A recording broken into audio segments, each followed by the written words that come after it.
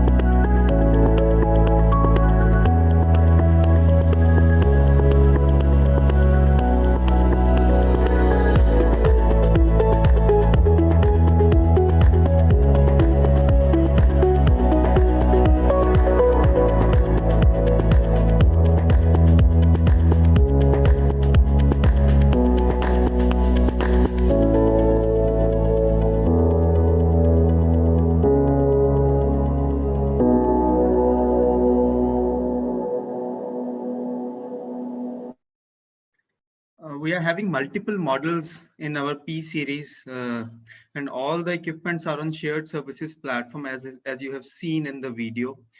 The transducers what we are using in our systems are purely high density transducers, what we are using in this. To get more information on our products, you can drop us an email or you can contact our sales representative to get some more information. Now, without taking much time, I'd like to invite Dr. Gokhale to take the proceedings. Thank you so much. Over to you, sir. Thank you, Gaurav. Thank you, Mahendra.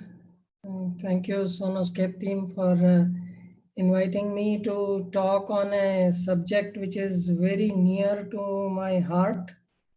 So what I'm going to do today is to talk about how do we go about examining the peripheral arterial problems.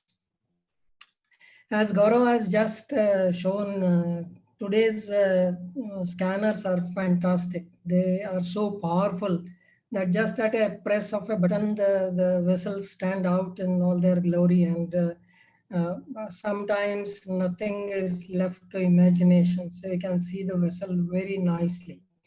But it's Doppler is not only about seeing the vessels. We should understand what does Doppler really mean. What does the Doppler tell us? What is the information contained in Doppler signals? To put it very simply and to put it in brief, the Doppler signal tells us whether there is or there is no flow, what is the direction of flow, because the Doppler tells us which way the blood is flowing. If you sample, do a duplex Doppler, you can measure the velocities. So it tells us with what velocity the blood is flowing. And if you observe the change in the flow waveform over a cardiac cycle, it tells you what changes happen in the flow velocity and if there's any change in direction of flow during the cardiac cycle. So basically, color Doppler gives us this 4 types of information, and depending on the interplay of these different elements, we will form our own impression of if this flow is normal for this segment of circulation or if this flow is abnormal for this segment of circulation. We also need to be clear about a few concepts. I'm not going into too much detail about the physics and the basics of Doppler, but we need to understand what does this waveform mean. What actually Doppler we are doing is we are looking at the reflectors and with what speed they are moving. The shift in the Doppler frequency tells us whether they are moving in a positive direction or a negative direction.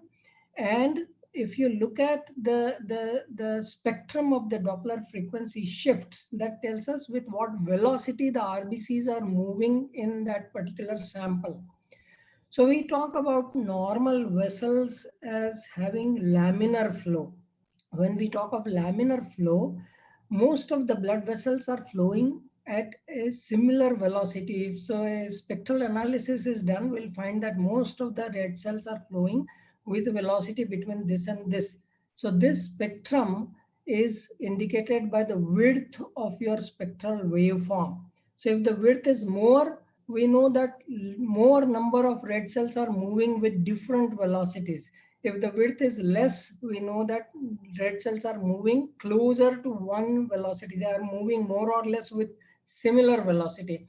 So what happens is that in laminar flow, particularly in systole, the red cells are moving with more or less similar velocity, and therefore the width of this waveform is very less, and therefore we get a clear area beneath the systolic peak. That is what we call as a spectral window, and in laminar flow this spectral window is always clear. So you'll always see a good peak and a very clear spectral window for laminar flow. That's the characteristic of laminar flow. Also, we notice that the flow changes from place to place, and these call this as a Doppler signature of that particular vessel. So in visceral vessels, particularly in the renal, in the cerebral, in the coronary, we have a flow with a good amount of forward flow in the diastole, because these are vital organs. They need perfusion throughout the cardiac cycle. And as we go peripherally, we don't see much flow in the diastole because the peripheral muscles don't require continuous perfusion throughout the cardiac cycle. And the elasticity, the high resistance in the periphery prevents forward flow, the aorta working as a secondary pump. And therefore, we might have a reverse flow also in the diastole. The blood actually flows back from the peripheral arteries into the aorta, which contracts during the diastole, pumping blood forward in diastole in the visceral arteries. So that there is actually a to and fro flow in the peripheral arteries. And that's why we say that we have a typical triphasic waveform in the peripheral arteries. Now, what happens when the lumen suddenly narrows? We know that volume flow has to be maintained. If the blood flow at this point is half a liter per minute, it has to be half a liter per minute at this point also and at this point also. But if the passage is narrow, red cells have to move faster to maintain that volume flow, and therefore the blood moves faster within a stenosis. And how much faster it moves is calculated by this formula. So we know that usually if there is a 50% reduction, the velocity increases by more than twice the previous velocity. So we'll measure velocities proximal to a stenosis, velocities within the stenosis, and that tells us what sort of narrowing or stenosis is there.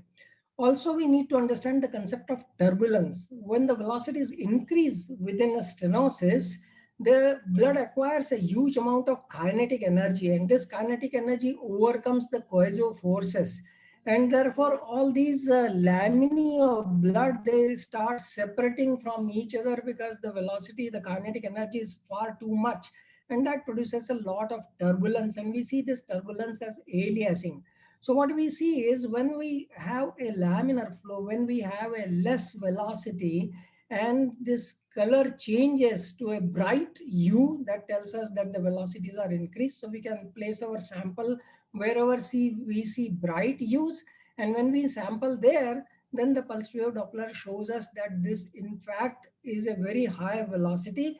And if we start seeing some different colors, that tells us that there is a lot of turbulence, there is a lot of aliasing. So it tells us this is a significant stenosis. That is how we'll look at stenosis. Now, when we approach the peripheral vessels, we need to remember certain things. We need to understand the target anatomy, what we are looking at, understand the technique, how we are going to perform the test, understand the disease process, what are we looking for, and understand the treatment options, because that is what your report should convey. The surgeon should be able to decide the treatment options, whether we are going to do a stenting, or whether we will need a embolectomy, or whether we will need a bypass. So all that will depend on our report. So we need to tell those options also. We need to give that information also in our reports. The anatomy is fairly simple. The aorta bifurcates into two common iliac arteries. The common iliac arteries bifurcates into internal and external iliac. Beyond the inguinal ligament, the common femoral artery divides into a lateral and deeper profunda femoral artery and a superficial femoral artery. Now remember that this superficial femoral artery does not have a significant branch in the thigh. So if you see a big branch from superficial femoral artery with large flow, think of collateral. And then it divides lower down into the anterior tibial and the tibioperoneal trunk, and the tibioperoneal trunk will in turn divide into the peroneal and the posterior tibial artery. So the anatomy is fairly simple.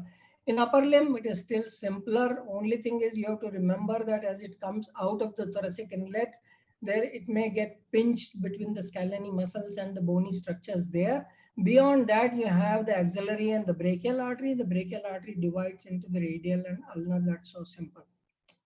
Now, when we look at the peripheral arterial waveforms, the waveform is typically described as a triphasic waveform. So it has a sharp systolic peak, then it has a short phase reversal in the early diastole, then a short phase mid-diastolic forward flow, and there may or there may not be any flow in the diastole. Usually there is no flow in the diastole, and we always see a clear spectral window telling us that this is a laminar flow. But do not get fixed idea about this triphasic waveform, because the waveform might change. These vessels are live vessels. They are they can respond to vasoactive stimuli.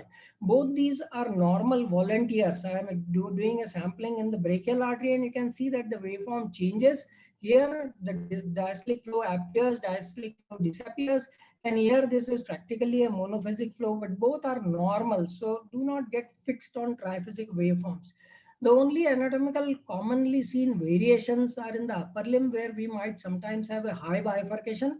And in that case, usually the radial artery is of lesser caliber and the ulnar artery is of a larger caliber. And we'll also remember to test the Palmer arch by doing a modified Allen's test, where you compress the radial artery and look for augmentational flow in the ulnar artery, telling you that the Palmer arch is complete and it is patent. Now, vascular lesions are of non-occlusive and occlusive types, and we'll see some of these examples. So aneurysms are permanent localized abnormal dilatation of an artery, a bulge or focal enlargement of more than 20%. That is what we call as an aneurysm. Mural factors are primary cause in most. Mechanical factors play major role in post-stenotic aneurysms. They are usually coaxial. The true aneurysms are usually coaxial. They are more common in aorta than in the peripheral arteries, but sometimes we can see aneurysms in the peripheral arteries also. Because the lumen suddenly widens in an aneurysm, we'll see a lot of turbulence or swirling flow happening within the aneurysm, and that doesn't necessarily mean that there is a stenosis proximal to that. These aneurysms are prone to developing mural thrombus, so you need to look at the mural thrombus, and that is why sometimes if your examination is not very properly done, you might miss a aneurysm with mural thrombus. You need to be a little very careful. And these aneurysms can totally occlude, and this thrombus can propagate proximally, producing an extensive thrombosis of the vessel. Now, peripheral arterial pseudoaneurysms are perivascular cystic mass which reveal blood flow. It is a complication that develops following a penetrating trauma or sometimes after catheterizations.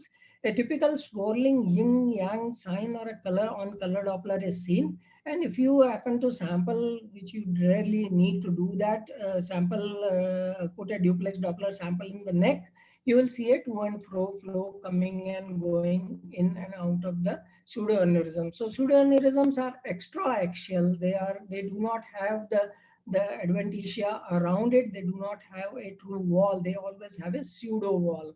So you'll find in pseudoaneurysms this typical yin-yang sign, because the blood comes in from the vessel and goes back into the vessel during this diastole. So you see this typical swirling flow into the pseudoaneurysm that you will normally get to see.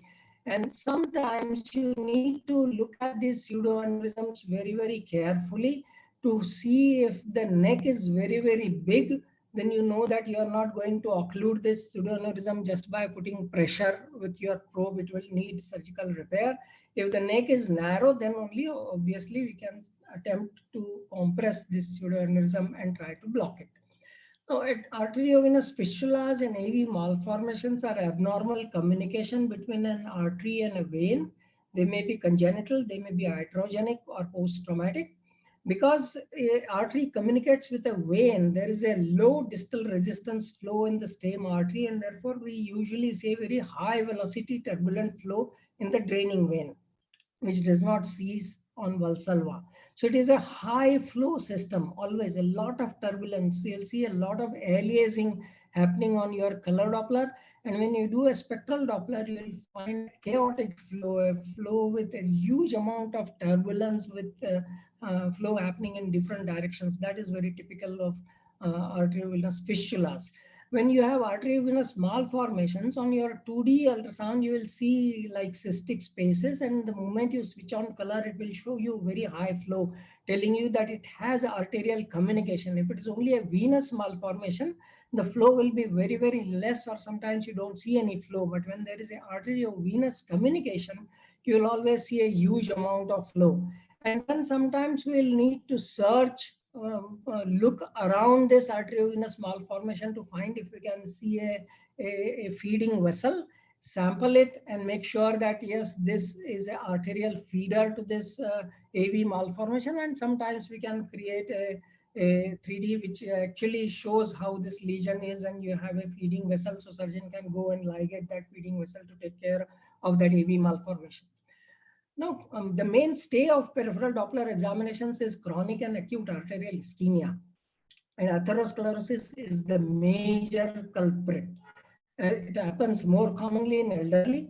Buerger's disease or other inflammatory conditions are more common in younger patients. But of course, atherosclerosis is rampant.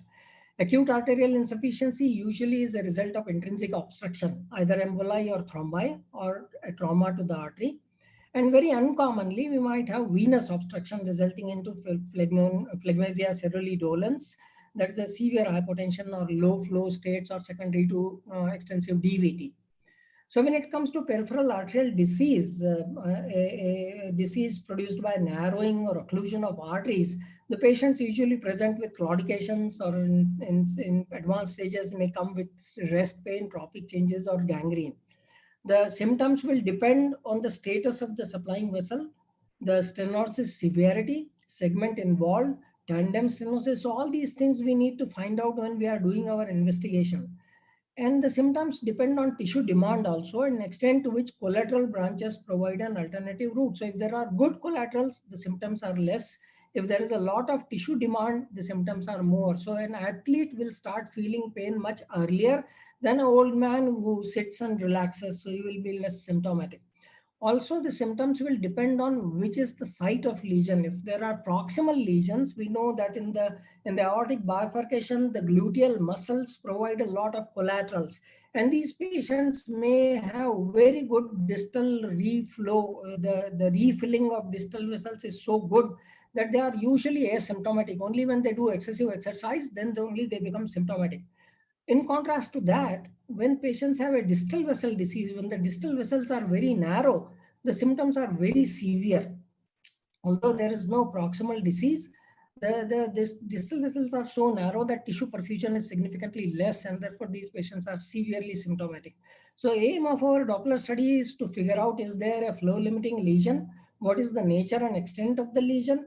If there is a stenosis, whether it is single or there are multiple stenosis, because we know that tandem stenosis are more significant than a simple sum of these lesions. Whether there is a segmental narrowing, whether it is a diffuse narrowing, whether it is a complete occlusion. Then what is the status of distal vessels? If distal vessels are good, generally the treatment is successful. So we need to figure out the condition of distal vessels also.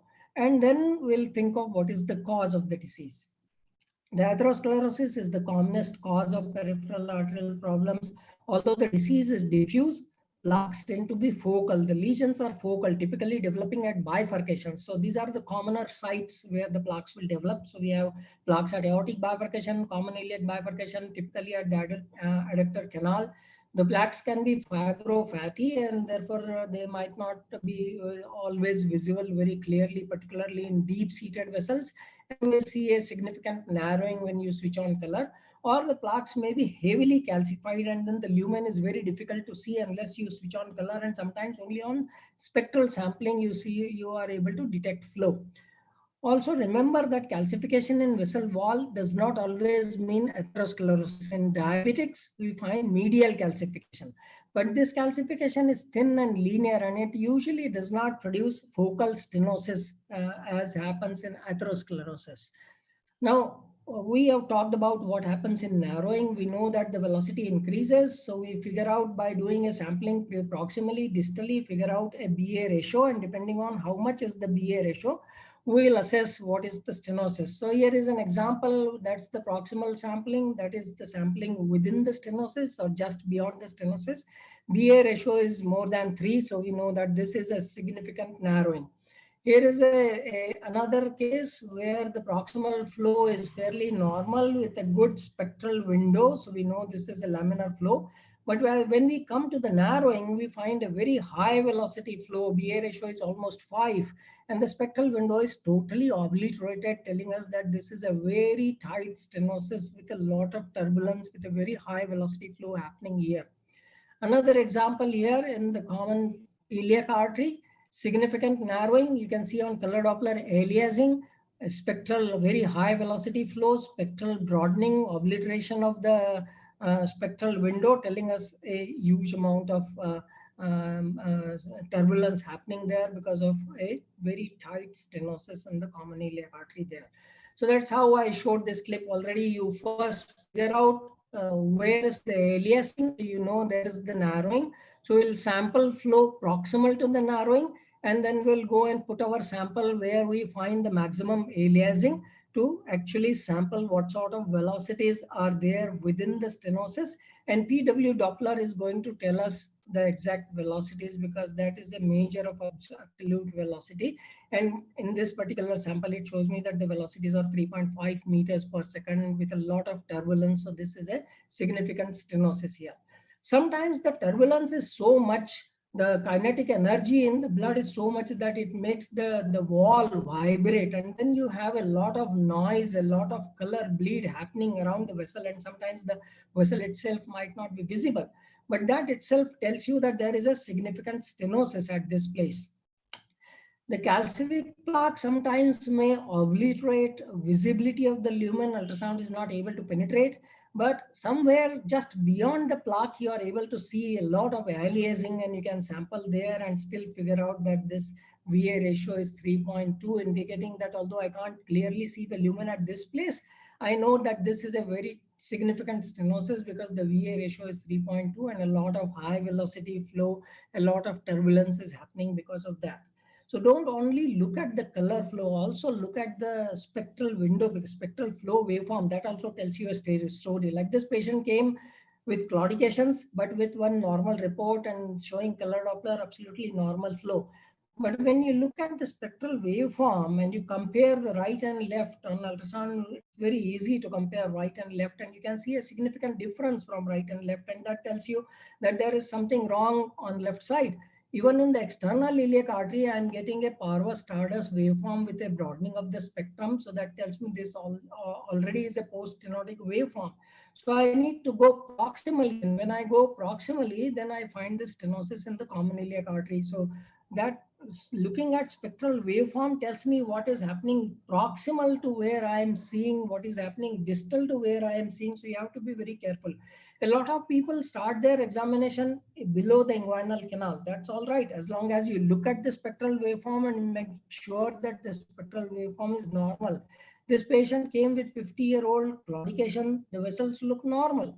But when you look at the spectral waveform, you realize that although this looks fairly normal with some spectral window, the systolic peak is not straight. It is slightly sloped. So there is already a Parvus Stardust waveform here. So we need to go proximal to this.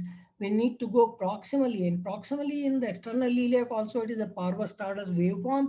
We still go proximally and find out that focal stenosis at the common iliac bifurcation. So that's how we do not miss out on proximal and distal stenosis. Very, very careful. Now plaques can form in the upper limb, although atherosclerotic plaques are less common in the upper limb, but they can form at the origin of the subclavian. That's the commonest site in the upper limb. So very carefully look at the origin of the subclavian, and you might find these plaques narrowing the lumen there. And then they will typically show a high velocity turbulent waveform and a Parvus Stardust waveform beyond the stenosis, telling you that this is a significant stenosis. Very often subclavian artery origin plaques are bilateral. So always check on the other side. If you found a significant stenosis on one side, the patient might have a plaque on the subclavian artery origin on the other side also. The lesions can advance to complete occlusions. So we detect occlusions. They may be because of extension of the atheromatous plaque and formation of thrombus. The occlusion can be embolic, an embolus coming from heart or coming from proximally situated plaques, or it may be an inflammatory disease like thromboangiitis obliterans or some collagen disease. So what we do is on color Doppler, we'll see some absence of flow there, and we'll see some echogenic matter within the lumen, and we'll find and look for collaterals taking off just proximal to the stenosis. So here is one big collateral taking off. I said, particularly in SFA, if you find a big vessel taking off, be careful to make sure that this is not a collateral because of a stenosis beyond that. And the distal flow will show it pancyclic forward flow. Now you have to be careful about certain false negative examinations, like small arterial collateral running parallel to the occluded segment might sometimes mistaken for the residual lumen, and that you have to be very careful. So here is a complete occlusion of the left internal left iliac artery. And when we go beyond, the good collaterals have refilled, but we find that there is a pancyclic forward flow, which is typical of flow beyond occlusions, flow because of collaterals. Here is another complete occlusion. So we see no signal on color Doppler. We see echogenic material within the vessel. We see collaterals taking off here, a big collateral taking off, and then there is a collateral coming back, showing reverse flow and refilling the distal SFA. So you can always find out where the distal vessel is refilling again. So here another example, we have a complete occlusion a long segment occlusion, and then we have collaterals coming back and joining the posterior tibial artery. So there is a complete occlusion from the adductor canal through the popliteal to its bifurcation, and only the posterior tibial and anterior tibials are refilled in the mid part. So very long segment occlusion. Or the occlusions can be diffuse, involving total long length of main and distal vessels as well. So distal vessels are also occluded. Occlusions are not uncommon in the upper limb, and you might, as I said, origin of subclavian plaques can form thrombi on them and completely occlude. But again, around the shoulder, collateral circulation is very, very good, and therefore we get fairly good refill either from the thyrocervical trunk or from the vertebral artery, and the distal flow is usually fairly good in the upper limb. Now, acute arterial insufficiency is usually a result of intrinsic obstruction, either a embolus thrombus, or it could be because of the trauma. Since there are no collaterals, acute ischemia causes severe pain and a cold, pulseless limb. The source for emboli is usually heart, or it could be atherosclerotic plaques in the proximal segments of the vessel, or a proximal aneurysm which has formed mural thrombus and is sending emboli. So you can figure out if there is a proximal plaque with a huge thrombus on it that is sending distal showers, and therefore the distal vessels are totally occluded. Or it may be a thrombus. The proximal vessels are all smooth and clean, smooth, thin walls. And you can see this saddle thrombus sitting free from the walls. And you know that this is a thrombus which has come from the heart. And we need to either do an anticoagulation or do a thromboembolectomy, depending on the size and occlusion that the thrombus is causing. If the thrombus completely occludes the vessel, then you need to look at the vessel wall very carefully. If the wall is not diseased, if the wall is thin and smooth, there are fair chances that this thrombus is soft, and you can still do a thromboembolectomy. You don't have to do any other procedure in these situations. Now, Berger's disease is another cause for occlusion of vessels or thromboangiitis obliterans, as it is called. The disease is inflammation and subsequent blockage of small and medium-sized arteries of the legs and arms. It is a rare disease that usually develops in smokers, most commonly in men aged 20 to 40. So middle-aged men are more commonly the subject for this particular type of disease. And it affects leg arteries more common than upper limb arteries. Sometimes, rarely, we can see it on upper limbs, but most commonly it affects the lower limb arteries. And typically what we see in Berger's is that it is, as I said, a middle-aged or a young person with a history of long smoking, and proximal vessels are still fairly good in caliber, showing fairly good flow, but the distal vessels are either diffusely narrow or totally occluded, and typically we see these corkscrew collaterals around the vessels. These usually are developed from the vasa vasorum, and because they show color in different colors, as you'll see, red, blue. That is because these vessels are actually going in a spiral. They are called corkscrew vessels. And therefore you see alternating colors in these narrow vessels. That's typical of Berger's. So typically we have the large vessels which are smooth, thin walled, no plaques visible anywhere, telling that this is not atherosclerosis. And when you go to distal vessels, you find the vessels are obliterated, that the original vessel is obliterated, and you have these corkscrew collaterals going distally, but they are very thin calibered. There is not pressure in them, and therefore they are not good enough to sustain perfusion of the distal vessels.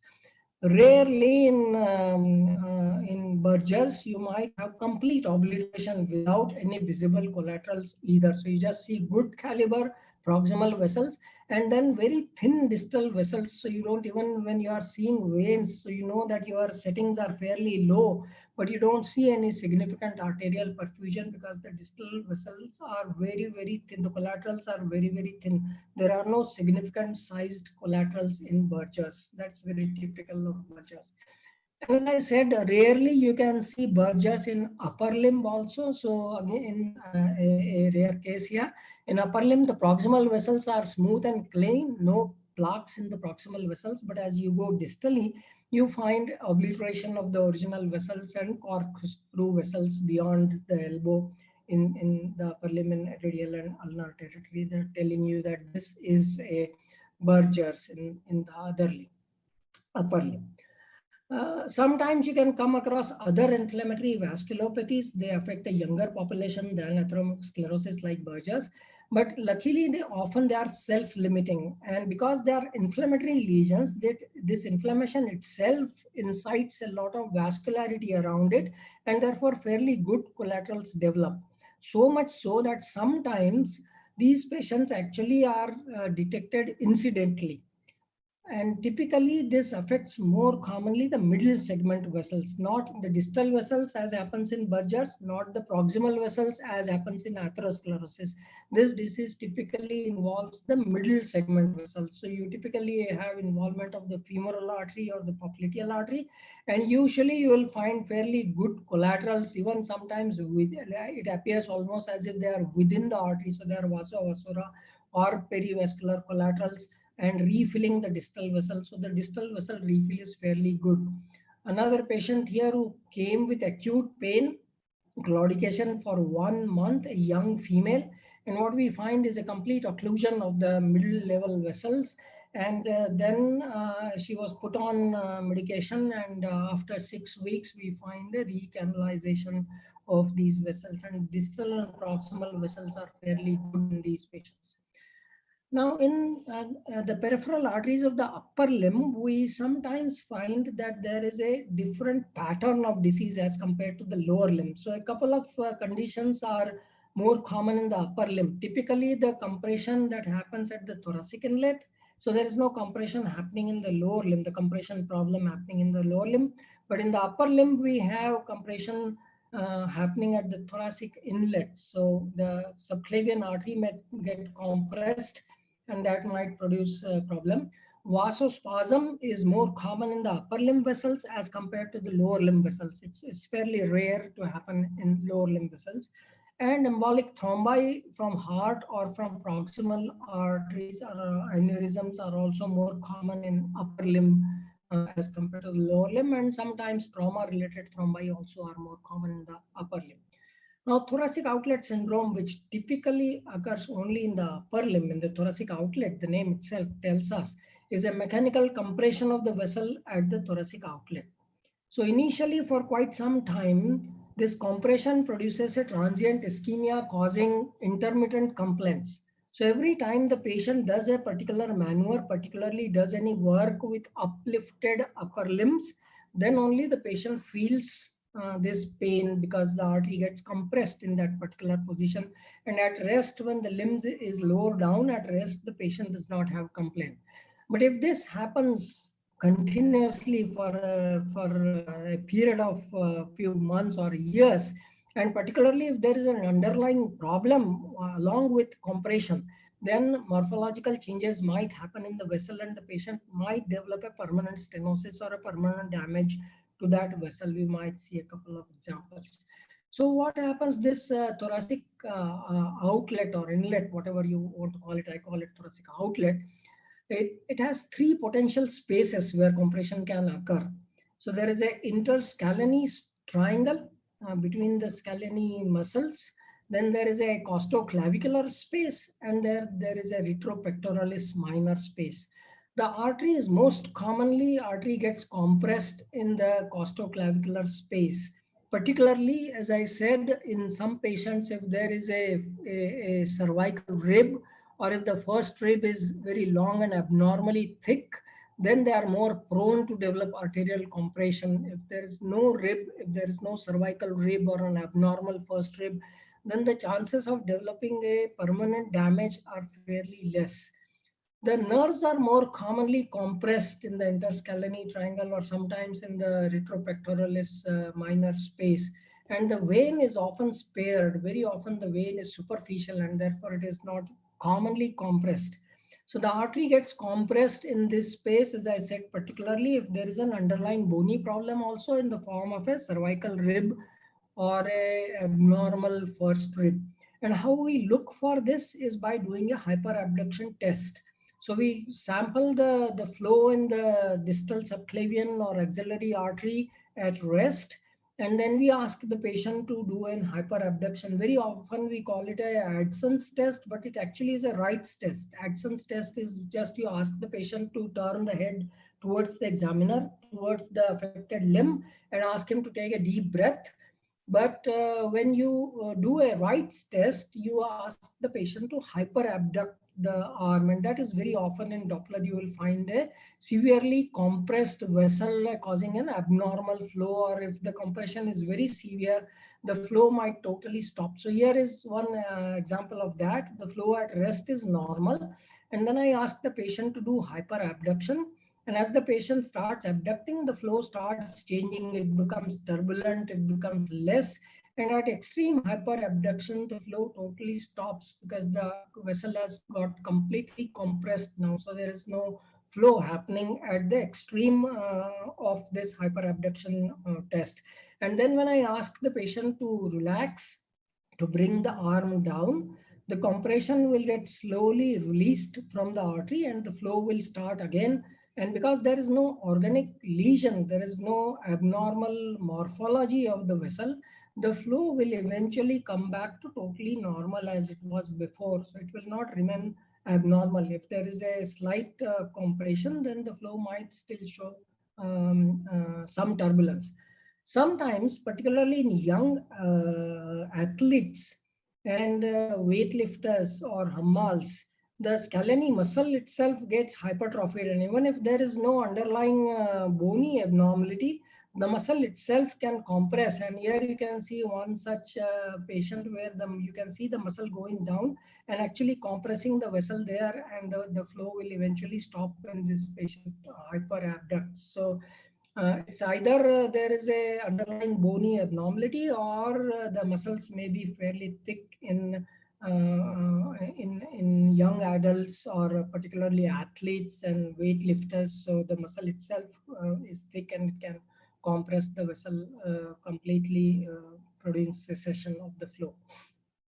But as I said, repeated compression trauma, particularly if there is an underlying cervical rib or abnormal first rib, can produce a permanent stenosis because of repeated trauma, and a post-stenotic dilatation can develop. There can be additional venous or nerve compression as well. And this we can see as what we see with other causes of narrowing. The artery gets narrow as it comes out of the thoracic outlet, and that narrowing produces a severe high velocity turbulent flow, as we see on color Doppler.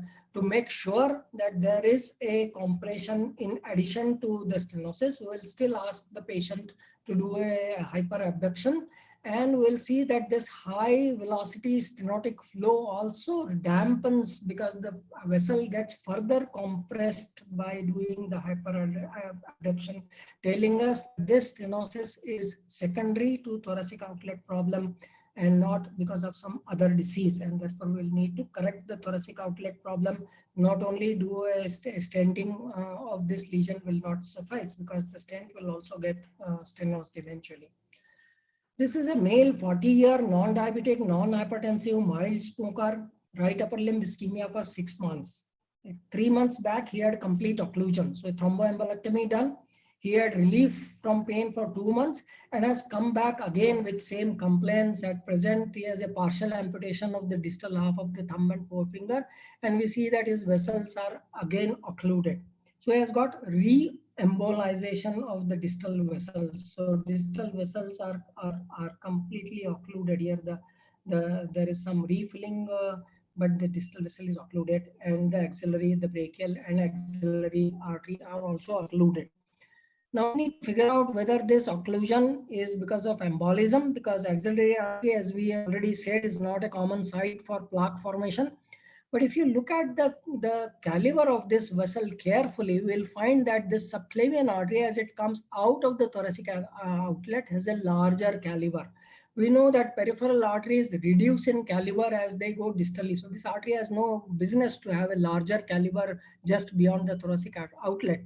And that tells me that this is a post-stenotic dilatation which has happened because of a thoracic outlet problem here. So we do a X-ray and we find that this patient does have a very large cervical rib on right side that must be causing a repeated compression that produced a post-stenotic dilatation, which developed thrombosis and which is sending emboli distally. So no amount of thromboembolectomy is going to relieve this patient unless we repair this artery and repair his thoracic outlet problems. So he's going to have that problem again and again.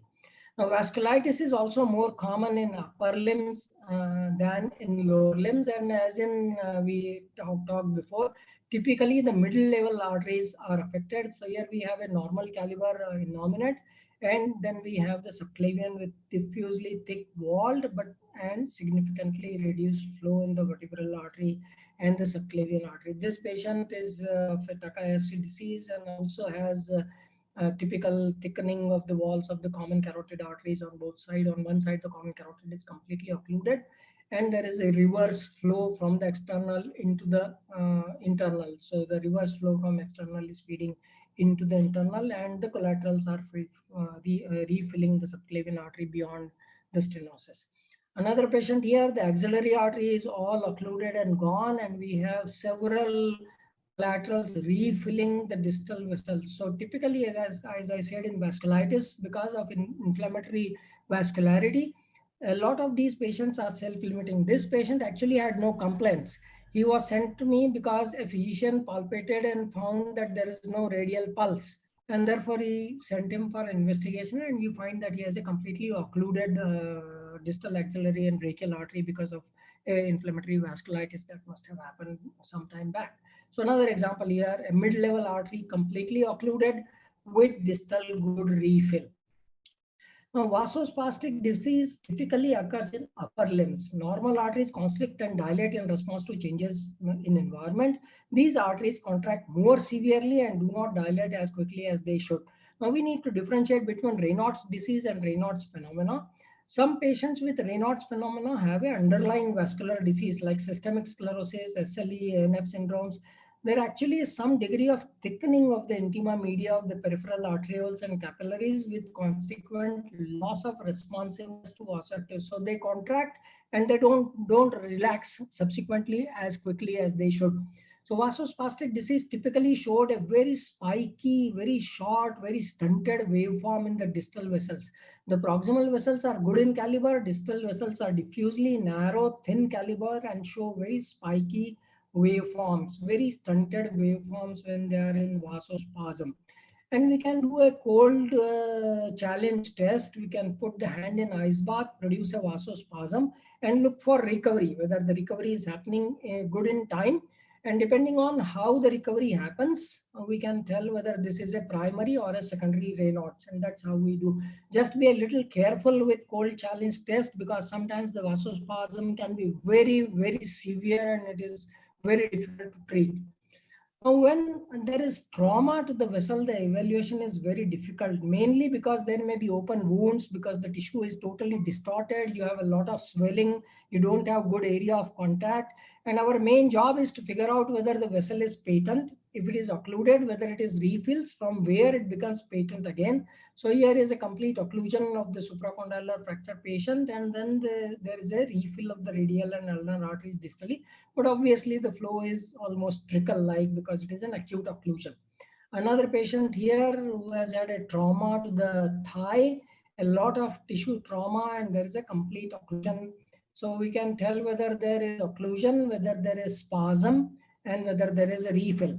Also, sometimes the tissue spasm or tissue trauma is so much, the artery is patent. We can see that the artery is filling, but there is venous thrombosis. And then we need to look at the waveform. If you find a reverse flow, a pan-diastolic reverse flow in a swollen limb, think of compartment syndrome. This artery is in this thigh, this leg is, this arm is at jeopardy. So we can see arterial flow, there's no venous flow. And when we sample, we find a pan-diastolic reverse flow, telling us that the tissue pressures are above the venous pressures in this limb. So this limb is at jeopardy. So here another patient, look at the normal limb, look at the tissue swelling in the affected limb. We can see veins in the normal limb. We don't see any venous flow in the affected limb. And when we do a spectral sampling, we find a pan-diastolic reverse flow telling us that this is compartment syndrome. We need to do a facial release, otherwise this patient is jeopardized. Trauma can cause pseudoaneurysms. We already talked about it, so I'm not going to talk about that. Another type of trauma we see sometimes is after catheterization. So this patient had a catheterization for coronary angioplasty through the radial, and then came with some numbness and claudications, and we can see that there is an intimal trauma and there is a irregular narrow caliber of the vessel there in the radial artery. This patient was less fortunate, and there is a complete occlusion of a segment of brachial artery after catheterization in this patient. Then we need all this information for planning of treatment. So for that, you need to look at location and severity of arterial lesion, type of lesion, adequacy of inflow, adequacy of outflow.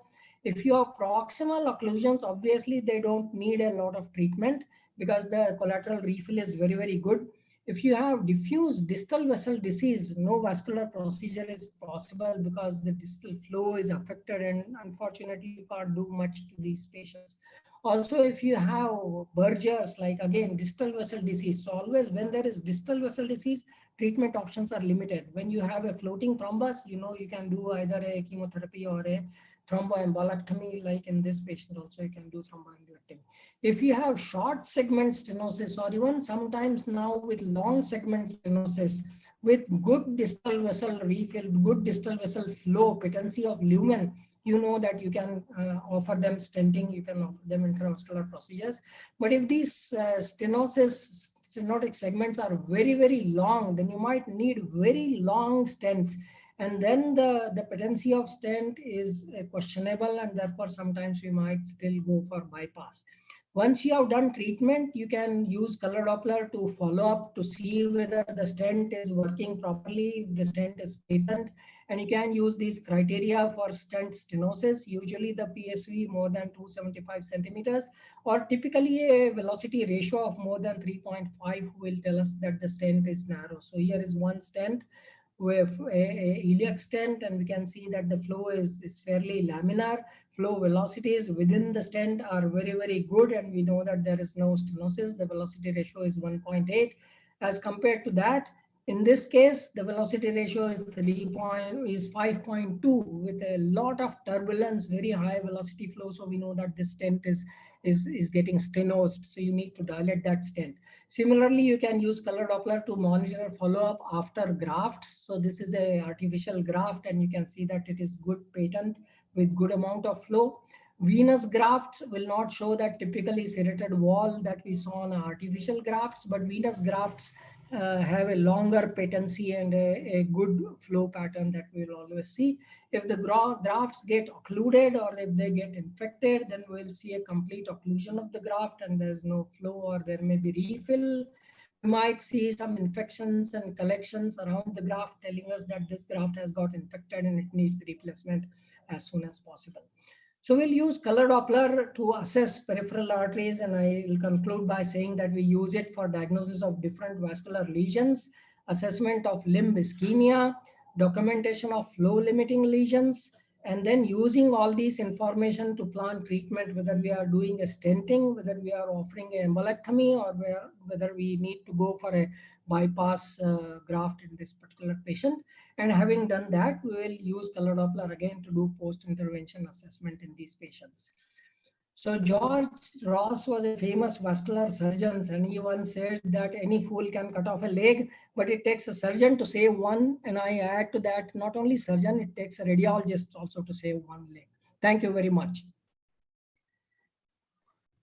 Over to you. Yeah, so thank you so much for such a nice presentation. There was a overwhelming response. There are many questions which are actually waiting for you. So we have to spend some good time to answer those also. There were close to around like 1,300 people who actually were live and they were watching that. Oh, wow. So I think I'll start with the questions, sir. Yeah, sure. Go ahead. Okay, sir. So starting with the first one, how to report in case of diffuse luminal irregularity due to athoraxis and very minimal flow with power Doppler? So if you're saying if there is a long segment involvement because of atherosclerosis, you need to figure out if it is a moderate stenosis. If what typically happens with atherosclerosis, as I said, is although the disease is diffuse, the lesions are focal. So even if it involves, for example, the whole length of iliac artery or whole length of femoral artery, there will be places where the plaques are larger. So you need to figure out where it is maximum narrowing by doing spectral sampling, by looking at places where it is aliasing, putting your sample there and figuring out. So a diffuse disease will have one or two more significant stenosis, and these are the lesions which are causing symptoms. So you need to describe that there is a diffuse segmental involvement with one or two significant stenosis at such and such level. Okay, fine, sir. Thank you so much. Next question is from Dr. Arnab Mandal, Calcutta. Do diabetic foot show significant abnormality apart from plaque disposition or stenosis in some cases? So when when you are saying diabetic foot, I presume that the patient has some tropical lesions, some ulcerations or some such thing on the foot. If the patient only diabetes usually does not affect major vessels, it affects microvascular circulation. So major vessels do not show any significant disease except for the medial calcification I talked about. If the patient has incidental atherosclerosis also, then you will find out the plaques. So a patient may have diabetes and may have significant atherosclerotic disease, or a patient may have diabetic foot with advanced problem but might not have any atherosclerosis, and you might not see any lesions in the major vessels. So only the minor microcirculation is affected. So all that you have to tell is that all the major vessels are clean and this patient does not need any vascular procedure. Thank you, sir. So next question is, what is expected of a Doppler study in a diffused sphere atherosclerosis of lower limb vessel in PBD? So that is what I described. Yeah, okay. What you need to talk about is significant lesions. We know that after a certain age, a lot of people are going to have atherosclerotic plaques. Not all atherosclerotic plaques are problem causing. They will cause a problem if they have produced a significant stenosis with loss of pressure distally. So if you find there is a significant turbulence, usually it is the turbulence which loses energy because the pressure energy is getting converted into kinetic energy, and beyond the stenosis it is supposed to convert back into pressure energy, but because of losses it doesn't convert back into the same pressure, and therefore there is a pressure drop, and that is what we call as a significant lesion. So we need to figure out if there is a significant stenosis amongst all these atherosclerotic lesions, then we need to report that. Okay, fine, sir. Thank you. Is pulsatile monophasic flow pattern in peripheral artery with good velocities and good spectral window pathological? If so, what it does? Do spectral window imply anything? And at time, the same vessel shows triphasic and pulsatile monophasic flow with no other pathology in B mode. Yeah, Then so what should we comment? That can be perfectly normal. I showed you one example of a young normal volunteer where during the same within a few seconds the waveform changes from a good amount of pan diastolic forward flow to going back to triphasic flow, and in another young volunteer there was a monophasic flow totally. So as I said, all these vessels are live structures. They are capable of responding to vasoactive stimuli, and the flow waveform can change. So do not get set on to a triphasic waveform. Triphasic waveform is the normal signature of a peripheral artery. If you find a monophasic waveform, so you need to figure out whether it is normal or it is abnormal. If the spectral window is clear, that tells us that there is no turbulence. if the monophasic means if there is a forward diastolic flow.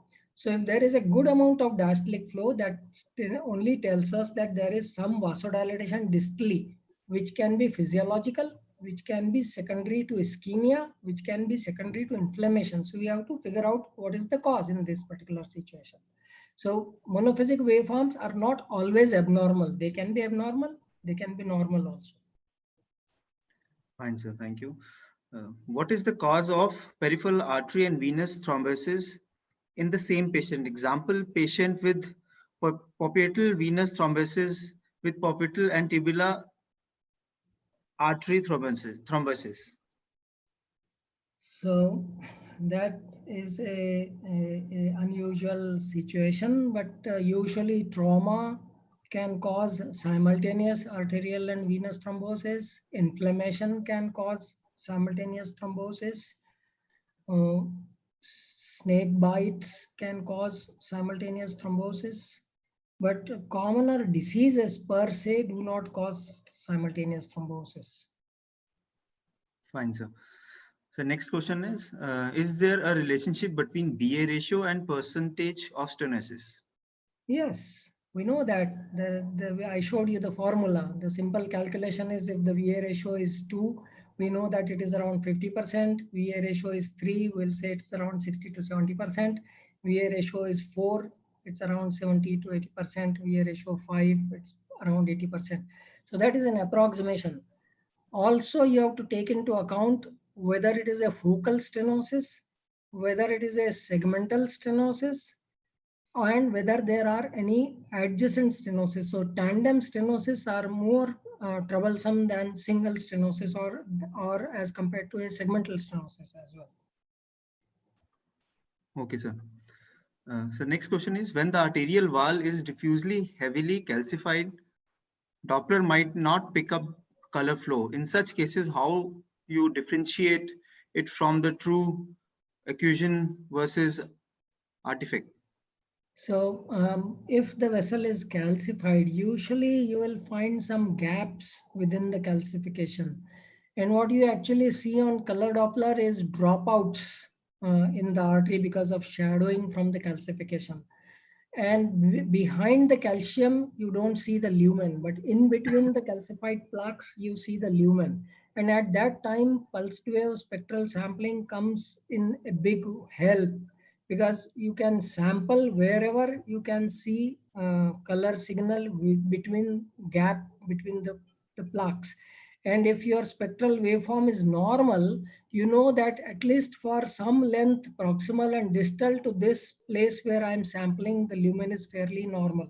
So that is how you do. You have to do sampling at several places within the length of that artery, wherever you find gaps.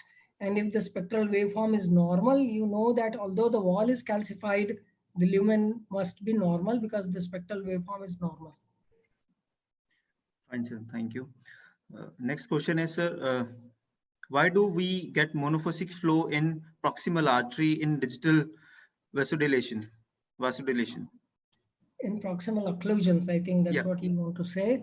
Yeah. So what happens is when there is a occlusion, there is a ischemia beyond occlusion of the tissue. So if I have a occlusion in the femoral artery, upper part of the femoral artery, and then it is refilling near the adductor canal, and I can see a normal popliteal and tibial arteries, but the whole limb is in some degree of ischemia because of the occlusion. The perfusion is not as good as normal. And whenever there is ischemia, there is vasodilation. So all the capillary bed is dilated. And that is what reduces the peripheral vascular resistance. And therefore, you see a pan-diastolic forward flow. So proximal occlusions will always produce a pan-diastolic forward flow in the distal refilled vessels. And therefore, you get a monophasic flow. Okay, sir. Thank you. Next is, what is the flow pattern in corkscrew vessel in Berger's like? Is there any technique to trace the subclavian artery and also artery in ocular canal? I think there are two different questions. First was what sort of spectral waveform you expect in Burgers Yes, corkscrew yes, arteries. That is what yes. was the question. Yeah. So the corkscrew arteries are collaterals. In collaterals, we'll always get a low resistance flow pattern. So we'll get a monophasic, slightly turbulent sort of flow. In any collateral, you will always get a low resistance flow because this collateral is supplying a ischemic vascular bed. That is clear. The corkscrew vessel shows red and blue because it is going in different directions when it is corkscrewing around itself. That's why it shows blue and red, blue and red. But when you do a spectral sampling, it is going to show you a monophasic flow. What was the other question? I didn't get it. Sir, I'll repeat again. Is there any technique to trace the subclavian artery and also artery in adductor canal? Adductor canal. Yes, sir. So subclavian is upper limb, and you need to see it first superomedial to the clavicle, and then inferior in the infraclavicular fossa. As it comes out, you will see the distal subclavian artery. That's not a big problem. The problem comes in adductor canal because there the femoral artery has become deep. It has gone through the adductor muscle because it has to go to the popliteal fossa. So what typically you can do is trace the femoral artery in the thigh. It goes deeper and deeper, and once it dips down into the adductor canal, you can ask the patient to turn on its side and go into the popliteal fossa, trace the popliteal artery, and move upwards through the femoral-popliteal junction to as high as you can see the lower third of the femoral artery. Fine, sir. Thank you so much. The next question, is there any cutoff PSV above and below which is abnormal in upper and lower limb? No, PSV is not very important. Typically in upper limb, you will find 60 to 80 centimeters approximately and going down to 30 to 40 centimeters distally. In the lower limb, about 70 to 80 centimeters going down to 20 to 30 centimeters. But absolute velocities are not very important for diagnosing stenosis, for diagnosing narrowing. You need always to do velocity ratio, AB ratios. You need to measure velocities just proximal to the stenosis and velocities within or just beyond the stenosis. Absolute velocities are not very important. Okay, sir. So how to rule out upper limb digital arterial spasm? So I think I showed examples of how the high resistance flow pattern looks in Raynaud's. You get a very spiky systolic flow, and there is absolutely no diastolic flow, neither forward nor backward. That is a typical pattern of high resistance of distal vascular bed. That's what you expect in vasospastic disorders. Just remember that vasospastic disease is the patients can have vasospasms physically. They can have it temporarily. So maybe when you are examining the patient, the artery is not in vasospasm. So you might see normal waveforms. Also, sometimes the patient is already on medication, so his symptoms might be slightly relieved. His vasospasm symptoms may not be relieved, but his vasospasm may be slightly relieved. But the main purpose of doing a color Doppler in these patients is to rule out narrowings, to the focal narrowings, to rule out plaques, to rule out focal stenosis, to rule out proximal disease. That is the main purpose of doing color Doppler in these patients. Fine, sir. So there are many questions, so we'll take a couple of more and then we'll wind up.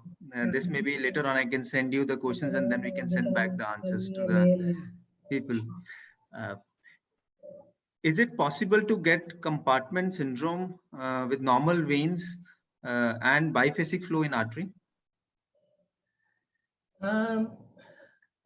Not really, because what is compartment syndrome? Compartment syndrome happens because the tissue pressure within a confined space has increased so much that it has gone beyond the diastolic pressure of the artery.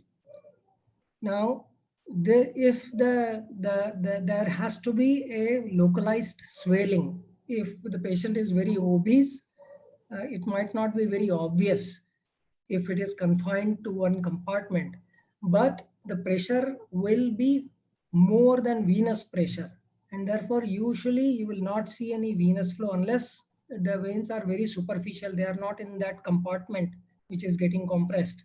Then you might see some flow somewhere, but within that compartment there will be no venous flow because the tissue pressure has already gone above diastolic pressure of the arteries, and therefore you don't see any forward flow, and you see reverse flow into the diastole.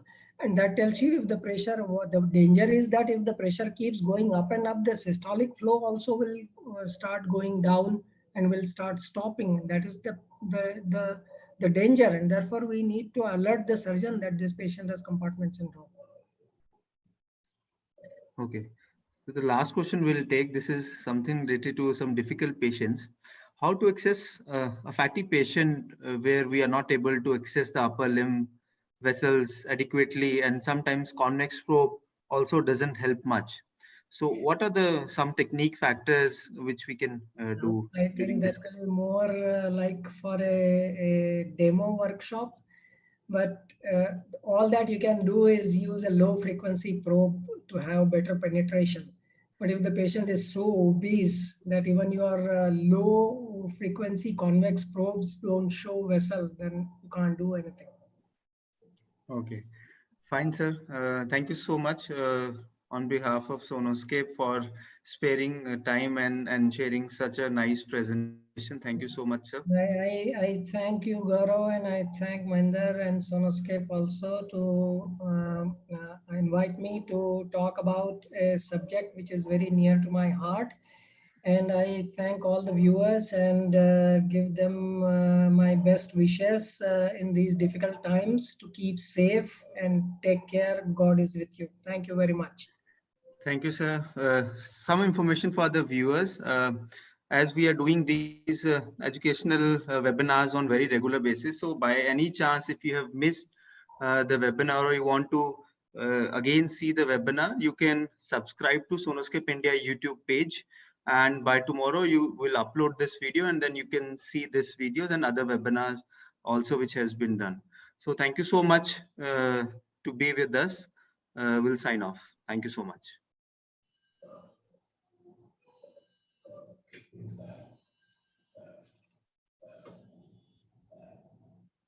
Hello.